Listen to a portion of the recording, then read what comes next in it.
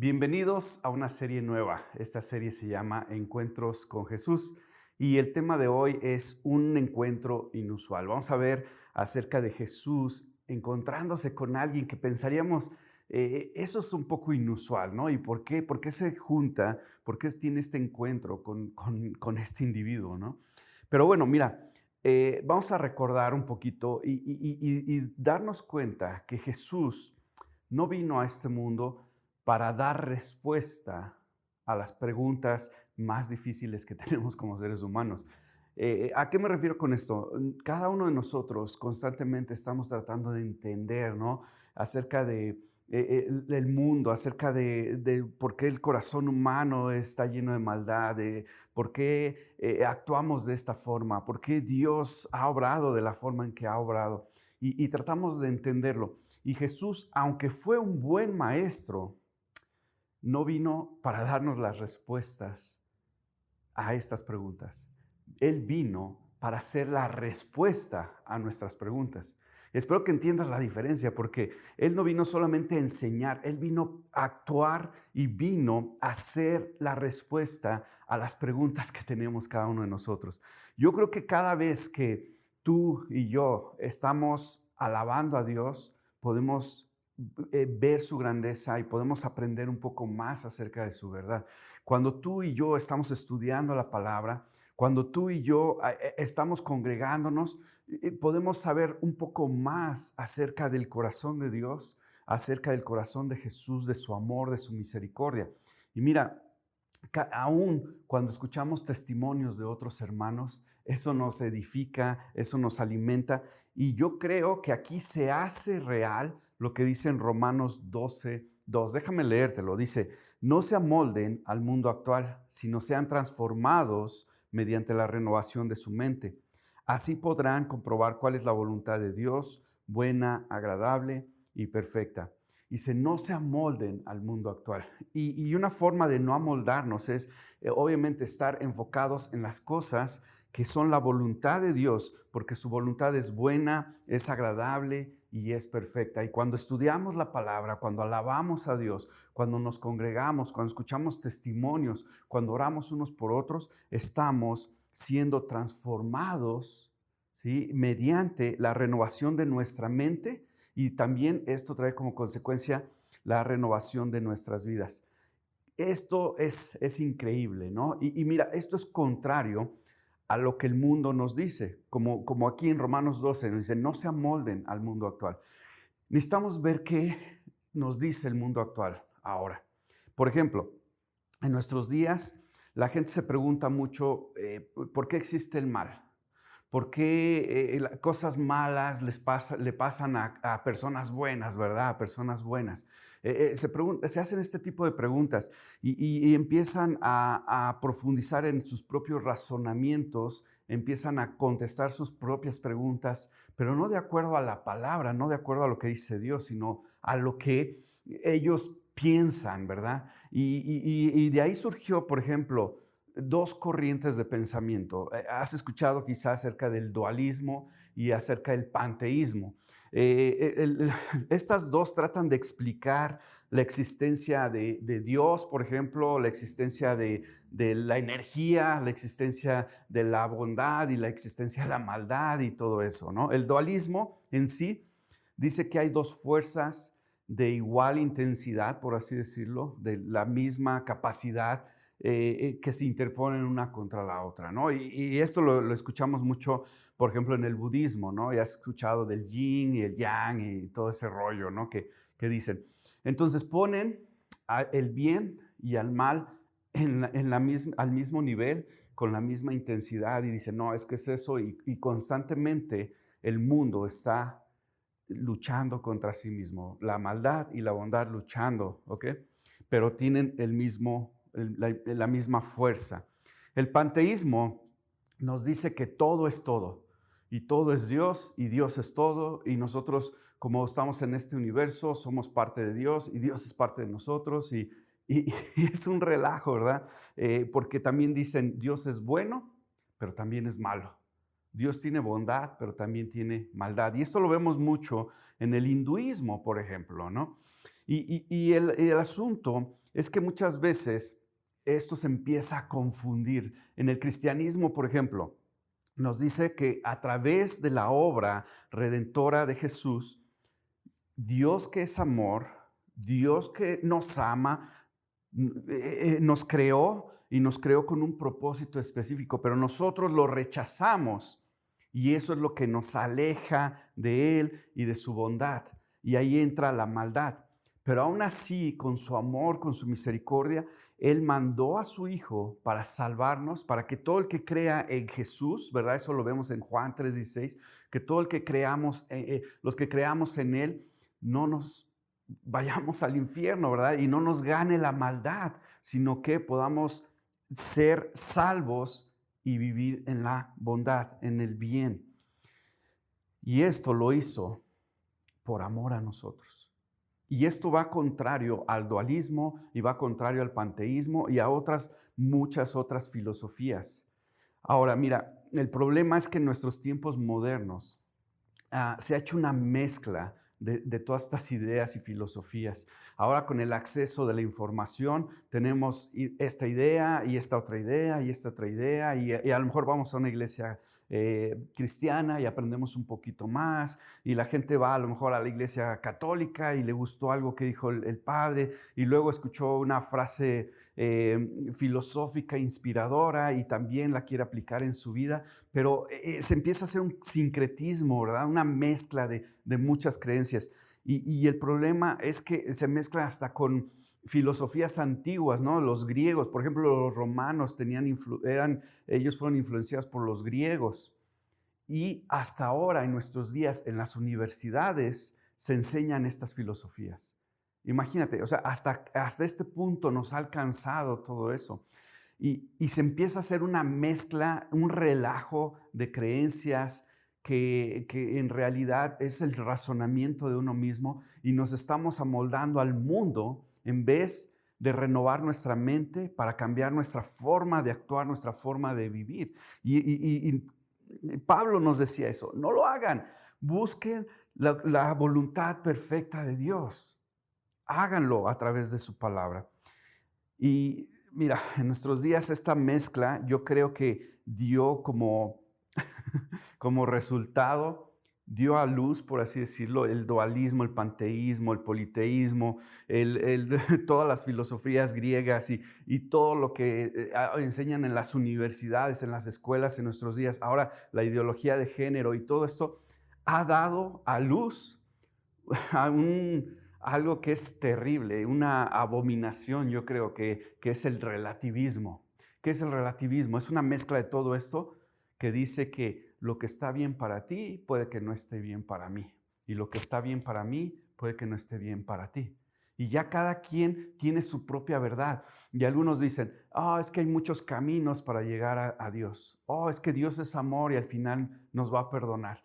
El problema más grande es que esto se ha convertido en lo que conocemos como el secularismo y un estilo de vida como el materialismo. Y eso es lo que abunda en el mundo actual. Y esto es una mentira.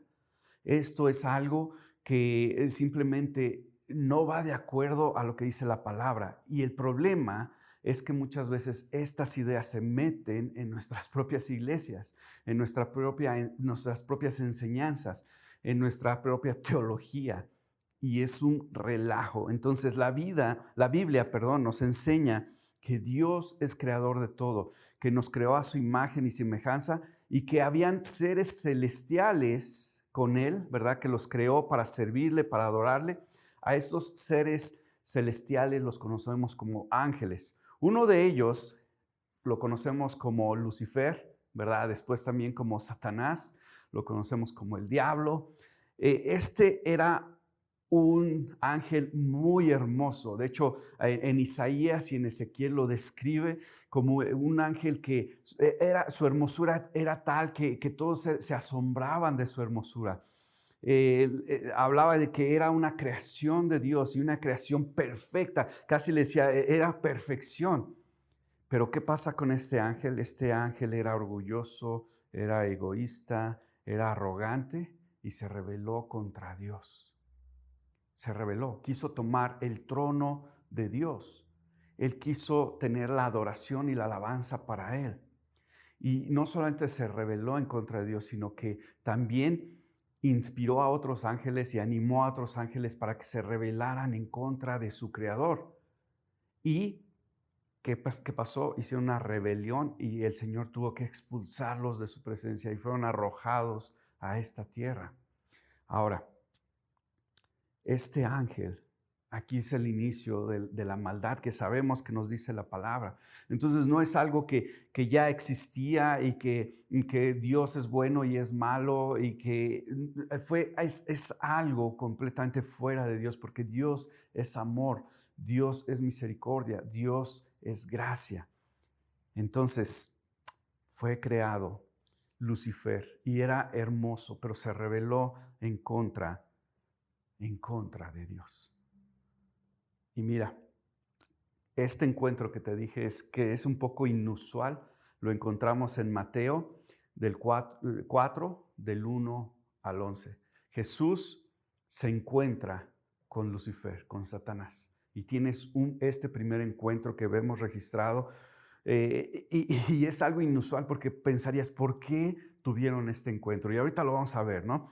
Pero mira, es muy importante entender esto para poder comprender este primer encuentro y que pues prácticamente podamos entender la razón del mal y cómo surgió el mal y por qué estamos constantemente nosotros también recibiendo estos ataques.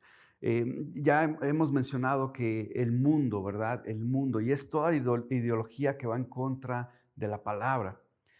Ahorita estamos mencionando al enemigo, Satanás, que se rebeló en contra de Dios y que quiere engañarnos, que quiere la adoración. Y vamos a ver ahorita en este encuentro que tiene. Mira, vamos a empezar a leer desde Mateo 3, porque es importante entender un poquito el contexto. En Mateo 3, en el versículo 13, escucha lo que dice. Va a aparecer también el texto en las pantallas, pero si tienes tu Biblia, por favor, ábrela para que puedas seguir. Y la vamos a leer en la nueva versión internacional. Dice Mateo 3, versículo 13. Un día Jesús fue de Galilea al Jordán para que Juan lo bautizara, pero Juan trató de disuadirlo. Yo soy el que necesita ser bautizado por ti, y tú vienes a mí, objetó. Hagámoslo como te digo, pues nos conviene cumplir con lo que es justo, le contestó Jesús. Entonces Juan consintió. Tan pronto como Jesús fue bautizado, subió del agua. En ese momento se abrió el cielo y él vio al Espíritu de Dios bajar como una paloma y posarse sobre él. Y una voz del cielo decía, este es mi Hijo amado, estoy muy complacido con él. Mira, ¿por qué tenemos que ver esto?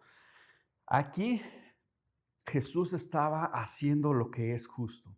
Jesús vino a ser la respuesta a nuestras preguntas. A hacer, no a decirnos, no a responder, sino a ser la respuesta. Y Él con sus acciones fue y ha sido y es la respuesta a nuestras preguntas. Y Él hizo lo que es justo.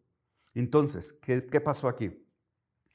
Cuando fue bautizado, bajó el Espíritu Santo. Y aquí en esta escena vemos a lo que conocemos como la Trinidad, ¿verdad? En la palabra, en ningún momento, en ningún lugar dice la Trinidad. Ese es un concepto que nosotros como seres humanos prácticamente lo juntamos para que lo creamos, ¿verdad? Para explicar la relación entre Dios Padre, Dios Hijo y Dios Espíritu Santo. Pero aquí vemos en esta escena a los tres. Hablamos también en Génesis, por ejemplo, cuando dice hagamos, ahí también se está hablando de la relación que tiene el Padre, Dios Hijo y Dios Espíritu Santo. Y mira, aquí, ¿qué pasa? Que Dios Padre está muy feliz, muy complacido de lo que su Hijo, de lo que Jesús está haciendo aquí en la tierra. Y fue bautizado y ahí es donde inicia su ministerio. Pero antes de empezar su ministerio, vino la prueba. Y vamos a ver, ahora sí, en Mateo 4, y vamos a ver en el versículo 1 hasta el 11, dice, luego, ok, entonces, primero fue bautizado Y ahora, luego, después, ¿verdad? Está como conectado un acto con lo que venía, ¿verdad? Dice, luego el Espíritu llevó a Jesús al desierto para que el diablo lo sometiera a tentación. Después de ayunar 40 días y 40 noches, tuvo hambre. El tentador se le acercó y le propuso. Pero mira, vamos a ver esto. ¿Quién guió a Jesús? Primero que nada vemos que el Espíritu Santo guió a Jesús al desierto. Y después de ayunar por 40 días y por 40 noches, no sé tú, pero yo soy muy vulnerable cuando no he comido, cuando no estoy descansado, cuando estoy a lo mejor, que mi carne, ¿verdad? Está inquieta, está incómoda, soy vulnerable a que sale quizá a las cosas que no me gustan, ¿no? Que me pongo de malas, que me duele la cabeza, que estoy irritable, y yo creo que cuando estamos en estas condiciones, somos muy susceptibles a caer en tentación. Y fíjate, Jesús, después de 40 días y 40 noches, ya tenía mucha hambre. Y ahí es cuando llega el tentador, el enemigo, y le empieza a ofrecer algunas cosas. Y le dice, si eres el Hijo de Dios, ordena a estas piedras que se conviertan en pan. Pero Jesús le respondió, escrito está, no solo de pan vive el hombre, sino de toda palabra que sale de la boca de Dios. Luego el diablo lo llevó a la ciudad santa e hizo que se pusiera de pie sobre la parte más alta del templo y le dijo, si eres el Hijo de Dios, tírate abajo, porque escrito está, ordenará que sus ángeles te sostengan en sus manos, para que no tropieces con piedra alguna. Versículo 7. También está escrito, no pongas a prueba al Señor tu Dios, le contestó Jesús. De nuevo lo tentó el diablo, llevándolo a una montaña muy alta, y le mostró todos los reinos del mundo y su esplendor. Todo esto te daré si te postras y me adoras. Vete, Satanás, le dijo Jesús, porque escrito está, adora al Señor tu Dios y sírvele, solamente a Él. Entonces el diablo lo dejó y unos ángeles acudieron a servirle. Imagínate este encuentro, poder ver este encuentro. Híjole, yo creo que había ahí algo, un choque electrificante, ¿no? Ahí algo como, estás hablando de Lucifer, aquel ángel que se convirtió en un demonio, ¿verdad? Que se rebeló en contra de Dios y viene ahora a presentarse a Dios mismo, ¿verdad? Como en la forma, en la figura del Hijo, de Jesús, el que iba a ser sacrificado. Y están ahí en ese encuentro y es tremendo porque todavía Satanás, veo aquí como que trataba, ¿no? de hacer caer a mismo Dios. Imagínate esta escena, para mí es tremenda. Por eso es que creo que es algo inusual, pero tenía que pasar, porque después de esto Jesús iba a empezar su ministerio y se iba a enfrentar contra demonios, se iba a enfrentar contra los maestros de la ley, se iba a enfrentar contra el sufrimiento de su carne, se iba a enfrentar con que lo iban a crucificar. Tenía que pasar por esto, por esta prueba. Y mira, Satanás aquí en este momento está tratando de seducir a Jesús. Normalmente lo hace con los deseos de los ojos, ¿verdad? Los deseos de la carne, los deseos del mundo, de tener sabiduría, de tener quizá el bienestar en esta vida y de confundirnos y distraernos. Y él lo hizo así de la misma forma que lo hizo con Eva. Si recuerdas, en Génesis 3, cuando hablamos de la caída, vemos cómo, déjenme leerles también un poquito de esto. Dice, la serpiente era más astuta que todos los animales del campo que Dios, el Señor, había hecho. Así que le preguntó a la mujer, ¿en verdad que Dios les dijo que no comieran de ningún árbol del jardín? Mira, aquí ya el enemigo, la serpiente, ¿verdad? Está transgiversando, está cambiando las palabras de Dios. Y le dice, porque Dios le había dicho a Eva, le dijo, mira, pueden comer de cualquier árbol, excepto del árbol del conocimiento del bien y del mal, porque si comen de él, ciertamente morirán. Ok, eso se lo dijo Adán y Adán, ¿verdad? Y llega el enemigo y trata de confundir a Eva y le hace esta pregunta. ¿Es verdad que Dios les dijo que no comieran de ningún árbol del jardín? Está cambiando las palabras de Dios, está tratando de confundir a Eva. Pero Eva le dice, podemos comer del fruto de todos los árboles, respondió la mujer, pero en cuanto al fruto del árbol que está en medio del jardín, Dios nos ha dicho, no coman de ese árbol, ni lo toquen, de lo contrario, morirán. Aquí otra vez el razonamiento del ser humano, el razonamiento de la mujer entra aquí.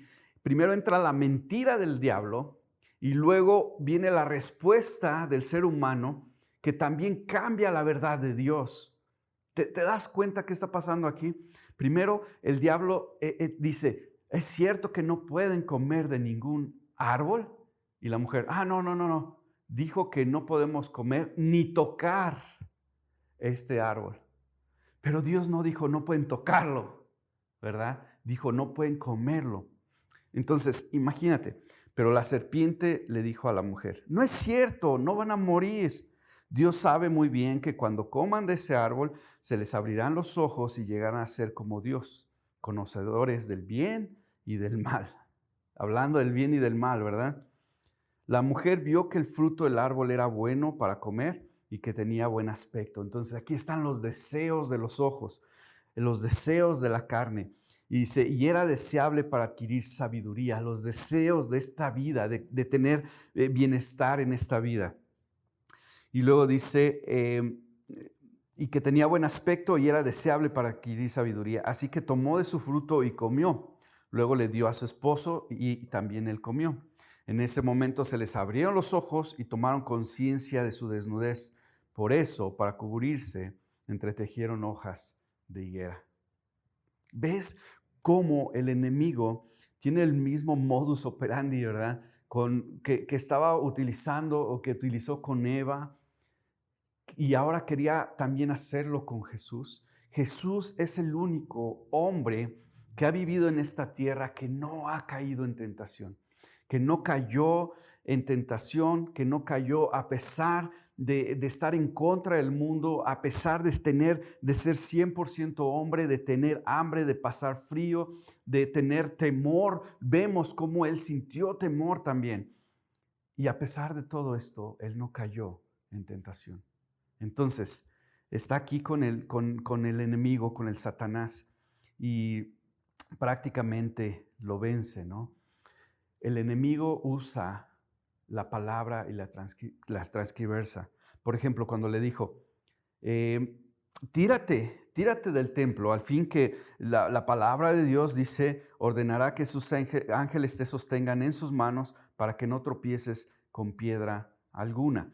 Aquí, Satanás, que conoce las Escrituras, estaba refiriéndose al Salmo 91, 11 y 12. Pero otra vez, aquí cambió la palabra de Dios, porque dice, la palabra de Dios en el Salmo 91 dice que enviará a sus ángeles y te sostendrán en sus manos para que no tropieces con piedra alguna y que sigas los caminos de Dios, en los caminos de Dios. Y esto lo quita, lo remueve. Pero Jesús también con la palabra, el conocimiento de la palabra de su Padre, el conocimiento de las enseñanzas que Él mismo tuvo que aprender aquí en la tierra como niño, desde niño, Él mismo contrarrestó y contraatacó este ataque del enemigo. Es increíble cómo después, una tras otra, porque después le dice, mira, todo esto que está aquí, yo te lo ofrezco. Si te postras y me adoras, te daré todo esto. Y aquí vemos que Jesús no le dijo así como que, no seas mentiroso, Satanás, todo esto no es tuyo, porque sabemos que sí es. La Biblia lo describe como el príncipe de este mundo. ¿Te das cuenta? Así que Jesús está ahí y está pues hablando con él y lo vence, lo vence. ¿Qué pasa? Que el enemigo huye de él y después los ángeles vienen y lo atienden. Entonces podemos ver cómo es que el enemigo, su trabajo principal es engañarnos, es confundirnos. Mira, para empezar, vemos que Jesús fue bautizado y una voz audible dijo, este es mi hijo por el cual estoy muy complacido. ¿Y qué pasa? Lo primero que hace Satanás es poner en duda esa afirmación de la identidad de Jesús. Y le dice, a ver, si es cierto que eres el Hijo de Dios. A ver, Jesús unos días antes, acababa de escuchar la voz de su Padre diciendo, este es mi Hijo amado en el cual estoy muy complacido. Y viene Satanás y dice, a ver si es cierto, ¿no? Si es cierto, pues haz esto. Lo pone, le da un reto. Y las primeras dos veces, las primeras dos tentaciones es un reto. Dice, a ver, pues si es cierto, pues haz esto. Si eres el Hijo de Dios, pues a ver, aviéntate, al fin que te van a cachar los ángeles. Y la tercera fue una oferta. Le ofreció algo. Y Jesús salió vencedor. Y de esa misma forma, el enemigo quiere atacarnos a nosotros. Nos ataca, nos reta, nos confunde, quiere atacar nuestra identidad en Jesús. Si tú has aceptado a Jesús como Señor y como Salvador, la palabra nos dice que somos adoptados en la familia de Dios, dejamos de ser esclavos al pecado, esclavos a este mundo y somos adoptados en la familia de Dios. Somos hijos de Dios y tenemos un futuro y una esperanza eterna, pero también aquí en la tierra. Sí, vamos a estar luchando y librando batallas, pero somos hijos de Dios. Y cuando nosotros tenemos esta identidad como hijos de Dios, podemos vencer también como Jesús venció. Pero si el enemigo viene y nos mete duda, nos mete incertidumbre, nos confunde, entonces, ¿qué va a pasar? Que vamos a actuar no de la forma en que agrada a Dios. No vamos a hacer la voluntad buena, perfecta y agradable de Dios, sino que vamos a caer en los engaños del enemigo y desobedecer.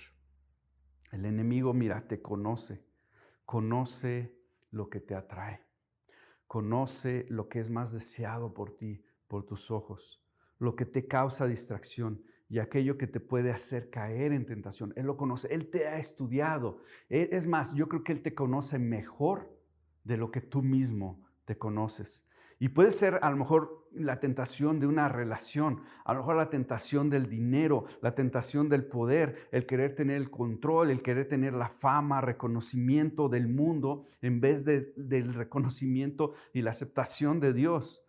Él te ha estudiado, créemelo, te conoce muy bien, conoce tus debilidades, conoce tu pasado, conoce tus patrones. Pero ¿vas a caer en tentación o vas a resistir a Él?